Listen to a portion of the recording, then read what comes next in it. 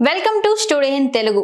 రాష్ట్ర హోం మరియు విపత్తుల నిర్వహణ శాఖ మంత్రి డాక్టర్ తానేటి వనిత శుక్రవారం నాటి తన పర్యటనలో భాగంగా దేవరపల్లి మండలం గౌరీపట్నం వెళ్తున్న నేపథ్యంలో మార్గ మధ్యంలో దుద్దుకూరు సమీపంలో రహదారిపై జరిగిన ద్విచక్ర వాహన ప్రమాదంలో గాయపడి రోడ్డు మీద పడి ఉన్న దుద్దుకూరు గ్రామానికి చెందిన లింగాల వెంకట్రావును చూసి తక్షణమే స్పందించారు. తన కాన్వాయ్ ఆపి క్షతగాత్రుడిని పరామర్శించి కంగారు పడాల్సిన అవసరం లేదని ధైర్యం చెప్పారు.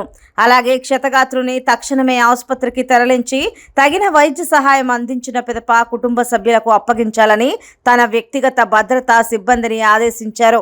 మానవత్వం ప్రదర్శించిన హోంమంత్రికి పలువురు అభినందనలు తెలియజేశారు.